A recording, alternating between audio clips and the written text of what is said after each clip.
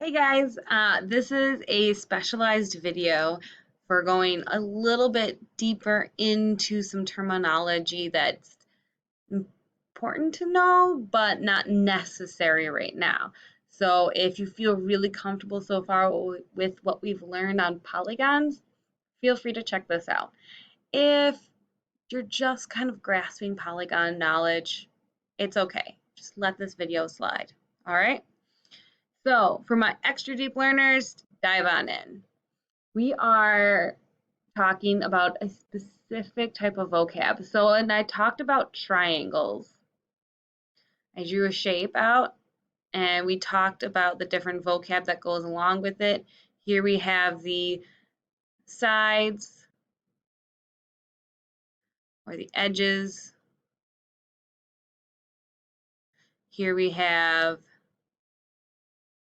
the point where two sides or edges meet, and those are called, or one is called a vertex. Multiple are called vertices. So more than one, just gonna put plus one, is vertices. We just changed the spelling like that. Now, we call it a triangle. We don't call it tri-edge. We don't call it a tri-side. We don't call it a tri-vertex or tri-vertices. It's called a triangle. And that's because there's something else within this shape that we need to have. And that is this space right here. I'm going to switch to green so it stands out just a little bit more.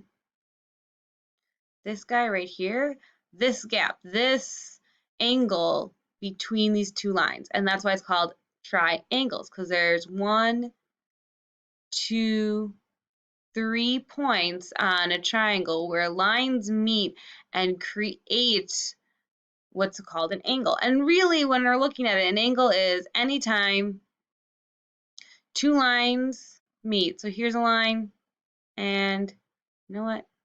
There's a line. So here actually I have two angles because this line meets this line. And then we have created here, this would be an angle, and this would be an angle. And we draw angles out by doing that little half circle shape around them. So we can see here, because this is a straight line, this creates almost a half circle. So it's just this space here that creates what's called an angle. We can move it with our hands, we can make any kind of angle. Angle, angle, angle. Anytime our hands cross each other, we've created an angle. So a lot of times in polygons, we see that specifically when two lines meet. So there would be a side, there's a side. I'm going to make a tinier angle there, and there's the side, and I'm going to. So here we have, again, 3 angles going on. These two sides meet, and this gap right here, that's an angle.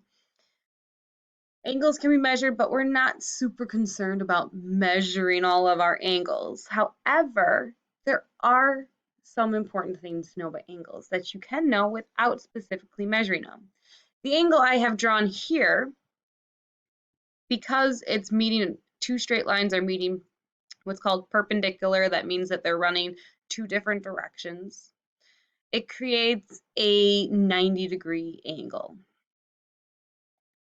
So that is 90, and just like our temperature, we write it degrees. Degrees is always that little tiny circle up top.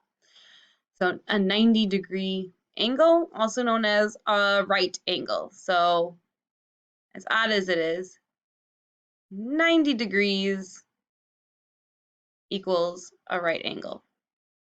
And the reason that a 90 degrees equal a right angle doesn't mean that every other angle is wrong. This is just termed a right angle, because if I were to change my little loop to a square, you can see that it perfectly makes a square. So that's why it's called right, because we can actually make a little tiny square in our triangle or in our 90-degree angle. And we can also see with doing the circles, I created a half circle. So if I were to, this is where math gets a little super math. So if you're like a super math nerd, you're gonna love this. So 90 degrees plus another 90 degrees. This is what I have here. I have a 90-degree angle, I have another 90-degree angle. And if I add up my zeros, 9 plus 9 is, I know my doubles, equals 18. So that's 180 degrees. These are all degrees. Now, going further, we see that 180 degrees kind of created a half circle. Well, all circles, just thinking about it as anytime, that's not a good one. If I have my phone and I turn it 90 degrees, my phone's now, the front of it's facing the opposite direction and the back is facing you. If I turn my phone 360 degrees, that means I'm going to turn it all the way so you can see it again. So every circle, every time we turn something all the way around, that's called turning something 360 degrees. Well, if I take 180 and I add another 180 on it, so that would be taking two half circles and putting them together, create a full circle. I'm going to edge down paper. And I add these guys together. This is a bigger number, so I'm going to break down this number just a little bit. I'm going to add my hundreds first. And I know that 100 plus 100, this is like our expanded form, equals 200. So there's my hundreds. I just added my hundreds. Now I'm going to add my tens. 8 plus 8 is, I know my doubles, 8 plus 8 equals 16. And then I'm going to add my ones, which are just 0 plus 0, 0. So now, knowing that these are tens, remember if I have tens, I have to put that ones placeholder back in, and luckily this ones placeholder, I can just add it over here. It's a 0. So I gotta put my ones placeholder back in. 160 plus 0 is still gonna be 160. So I've basically added these two together already. Now I just need to add my tens to my ones. So if my ones became, the reason again why this became 160 is because I was technically adding 80 plus 80. Because in my tens position, I can just use this number, but I have to add my 0 placeholder back in. So then we have 160 plus 200. I can just go down the line. 0 plus 0 equals 0. 0 plus 6 equals 6. 2 plus 1 equals 360. So this would be the answer. So our two right angles equals a half circle. Two half circles equals a whole circle. And that's why 90 degrees gets to be called the right angle. It's not that every other angle is wrong. It's just that it mathematically will eventually lead you to a perfect circle. So there is a little extra math in there for you. So we know that 90 degrees is our right angle.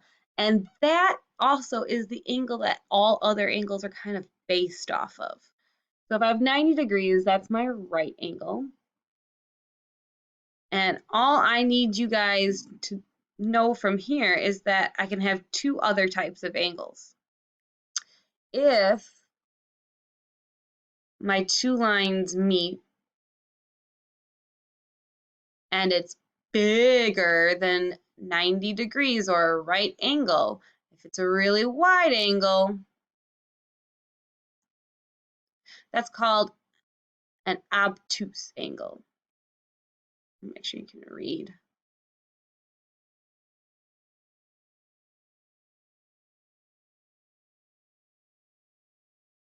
And again, an obtuse angle is any angle bigger than 90 degrees. If it's bigger than my right angle, if it looks wider than an L, because that's kind of what my 90 degrees is always going to make, it's going to make it L. If it's bigger than an L, it's an obtuse angle. And then the other one, I'm going to switch my pen here a little bit. It's going to be, if my L kind of looks more like a V or it's really close together, this is actually called an acute angle. So if my angle's really itty bitty, like that guy right there, that's called, I'm actually going to scoot my line over here, an acute angle. An acute angle is any angle that is smaller than 90 degrees.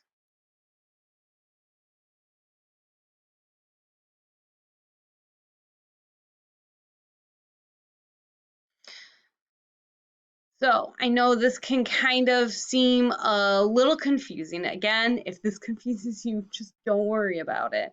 But I know some of my math lovers out there really want to know this kind of information. So I wanted to make it available to you in case you wanted to know it. So I'm just going to reiterate all of what's up here, all of this beautiful drawing and math stuff that we just talked about. What I really want you to get from it is 90 degrees is a right angle.